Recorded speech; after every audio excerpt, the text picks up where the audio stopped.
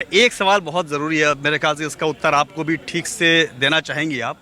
संविधान बचाने का मुद्दा, संविधान खराब करने का मुद्दा, आरक्षण छीनने का मुद्दा विपक्ष ज़ोर शोर से उठा रहा है। क्योंकि आप एक ऐसे समाज का प्रतिनिधित्व करती है जहां इनको इसका लाभ मिलता है। क्या सच्चाई है आखिर, क्यों विपक्ष इसको इतने बड़े स्तर पे इस बात को उठाता है, राष्ट्रीय स्तर से लेकर स्थानीय? आप पहले इससे पहले का भी चुनाव देख लीजिए। देखिए, जब विपक्ष मुद्दा विहीन हो जाता है तो वो घूम फिर कर एक ऐसा सेंटिमेंटल मुद्दा खोज कर लाता है जिसपे एक अफवाह, एक दुष्प्रचार किया जा सके। कोई बेबुनियाद मुद्दा उठा लो। मुझे ये बताइए कि देश के संविधान को बचाने की बात करते हैं, आरक्षण को खत्म करने का सवाल उठाते हैं। अब मैं संविधान से प्रारंभ कर दूं। देश में जब इमरजेंसी लागू हुई थी तब क्या संविधान सुरक्षित था, संरक्षित था? और फिर आरक्षण की बात आप कर रहे हैं, काका कालेलकर कमीशन, उसकी रिपोर्ट को ठंडे बस्ते में डालने का इतिहास किसका है? मंडल कमीशन की रिपोर्ट को ठंडे बस्ते में डालने का इतिहास किसका है? तो और आज कांग्रेस पार्टी मुद्दा उठाती है कि ओबीसी के केवल 3 सेक्टरीज हैं गवर्नमेंट ऑफ इंडिया में। मुझे बताइए कि इन कमीशंस की रिपोर्ट को ठंडे बस्ते में डालकर जो हमारे पिछड़े समाज के बच्चे हैं उनके IAS IPS की नौकरी में जाने का रास्ता किसने रोका?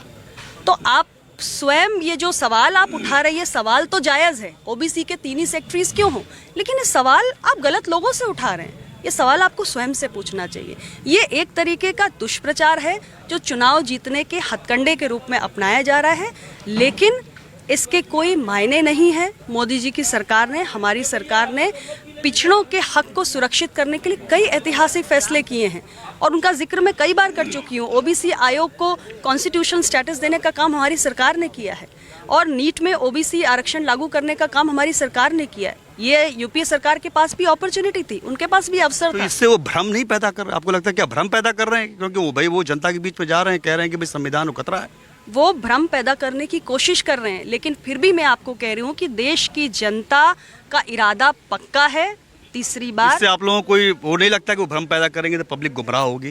देखिए, पब्लिक अब बहुत जागरूक हो गई है। क्या कांग्रेस का यूपीए का इतिहास नहीं मालूम है आम जनमानस को? क्या पिछड़े समाज से आने वाले लोगों को नहीं मालूम है कि हाँ, ये जो आयोग थे जो पिछड़ों को शैक्षणिक संस्थानों में या नौकरियों में आरक्षण देने के लिए बने थे, उनको कितने वर्षों तक टाला गया, उनको ठंडे बस्ते में डालकर रखने का काम किसने किया? ये सारा पिछड़ा समुदाय अब जागरूक हो चुका है, वो इन सब बातों से अवगत है, किसी के बहकावे में आने वाला नहीं है। बस एक आखिरी सवाल, राहुल गांधी बार बार ये कहते हैं कि प्रधानमंत्री मोदी जाति जनगणना नहीं होने देना चाहते और तमाम जो ये समाज है उसके साथ अन्याय कर रहे हैं। चूँकि अब आप इससे बहुत गहराई से जुड़ी हुई हैं, तो जाति जनगणना की सच्चाई आप कैसे देखती हैं और कांग्रेस के इस बयान पे आप क्या कहना चाहेंगे?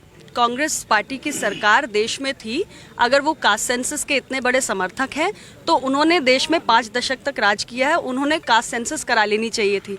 दूसरी बात, बिहार में जब जाति जनगणना हुई, कास्ट सेंसस हुई, तो नीतीश जी की सरकार ने कराई, भाजपा ने उसका समर्थन किया, विरोध किया क्या? मैं कांग्रेस पार्टी को पूछ रही हूँ।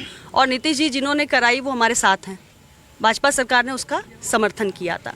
और तीसरी बात ये कि उनके जो दूसरे साथी हैं उत्तर प्रदेश में, समाजवादी पार्टी की सरकार उत्तर प्रदेश में कितनी बार रही? आपके पास मौका था, अगर बिहार में कास्ट सेंसस हो सकती थी, आपने इस स्टेट को रूल किया है, आप भी कास्ट सेंसस करा सकते थे, आपने क्यों नहीं कराया?